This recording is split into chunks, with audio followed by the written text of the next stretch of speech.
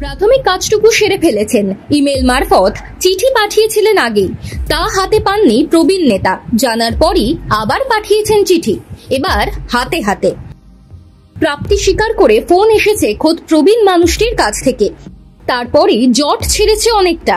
7 মাস পরের বিধানসভা নির্বাচনে আর যাই হোক না কেন, বামেদের পাশে পাওয়ার সম্ভাবনা বাড়ছে।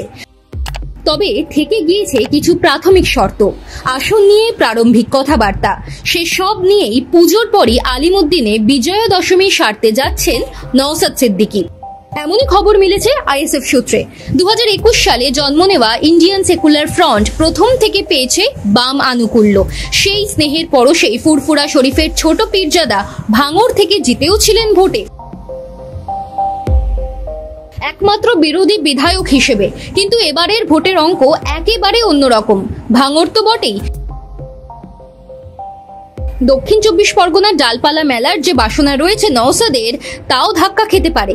আর তাই বামেদের আরো একবার পাশে পেতে মরিয়া নওশাদ। মোটামুটি যা পরিস্থিতি, সেই মতো বলা যায় বামেদের সঙ্গে আইএসএফ এর জোট হওয়ার সম্ভাবনা প্রবল। একটাই জোট থেকে যাচ্ছে, কংগ্রেস কি এই জোটে হাত মেলাবে, নাকি এবার উল্টো পথে হাঁটবে প্রদেশ কংগ্রেস?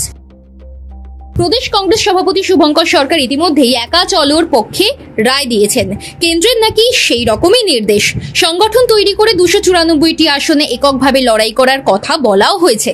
7 মাস পর বিধানসভা নির্বাচন বাংলায়, যা এতদিন কংগ্রেস করতে পারেনি, তা 7 মাসের মধ্যে করে ফেলবে।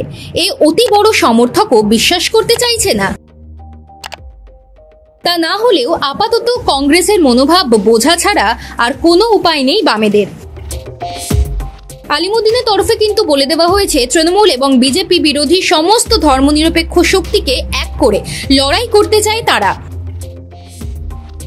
সেই মঞ্চেই বামেদের পাশে দাঁড়াতে সম্মত নওশাদ ও তাঁর দল। আইএসএফ এর চেয়ারম্যান নওশাদ কিন্তু আবার শুধু বামেদেরই নয়, চাইছেন কংগ্রেসকেও। আইএসএফ এর যতই হাওড়া, মুর্শিদাবাদ, মালদহ, দিনাজপুরে সংগঠন বাড়ুক, তা নিয়ে কিন্তু ভোটের লড়াইয়ে জয় পাওয়া সম্ভব নয়।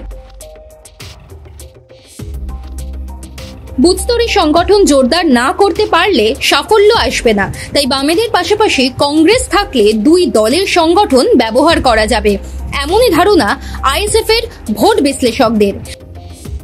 সে কথা মাথায় রেখেই দুই দলকে পাশে চাইছেন নওশাদ। তবে প্রথমে বামেদের সঙ্গে প্রাথমিক কথা সেরে নিতে চাইছেন আইএসএফ এর বিধায়ক।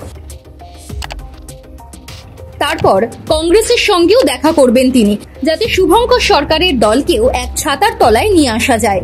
শুধু ভাঙড়ের বিধায়ক হিসেবেই থেকে যেতে চান না নওশাদ। বাংলায় প্রভাব বিস্তারের জন্য আরও কিছু আসনে জিততে চান নওশাদ।